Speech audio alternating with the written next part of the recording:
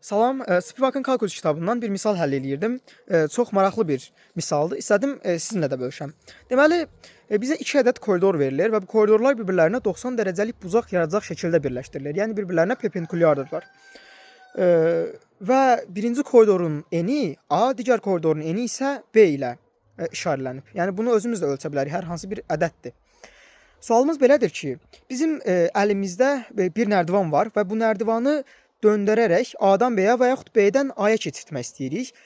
Ancaq öncədən ölçməliyik ki, əlimizdəki nərdivanın uzunluğu maksimum nə qədər ola bilər ki, biz döndürmə zamanı ilişib qalmayaq. Yəni A-dan B-yə və yaxud B-dən A-ya keçirdə bilək.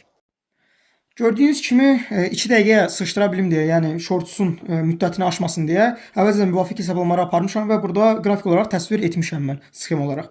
İndi gəlin deməli təhlil eləyək. Burada bu sınıq xətt bizim nərdivanımızın uzunluğudur, yəni hündürlüyüdür.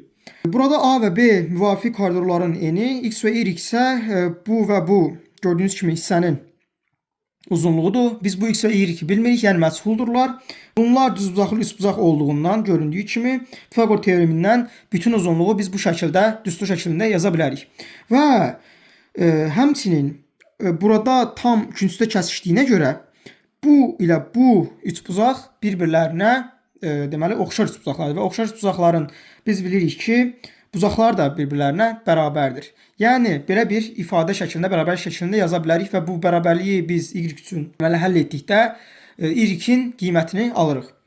Y-in qiymətini aldıqda artıq ilkin düstura yerinə yerləşdirib sadələşdirdikdə belə bir ifadə alırıq və artıq diferensial hesaba keçmək vaxtı gəlir. Biz burada nə etməliyik? Biz burada bu nərdivanın ala biləcəyi minimum deməli hündürlüyü tapmalıyıq. Minimum hündürlüyü niyə tapmalıyıq? Bunun səbəbi belə düşünün, 3 dənə qapı var. Biri 1 metr, ikincisi 2 metr, o birisi 3 metr. Siz bunun üçündən keçməyinizdən ötürü 1 metr hündürlüyündə olmalısınız. Çünki 1 metrdən hündür olduqda aydındır ki, birinci qapıdan keçə bilməyəcəksiniz. Ona görə də biz bunun minimum qiymətini tapırıq və ondan sonra bizə aydın olur ki, deməli A-dan B-yə və yaxud B-dən A-ya döndürərək maksimum nə qədər hündürlükdə biz nərdivan keçirdə bilərik.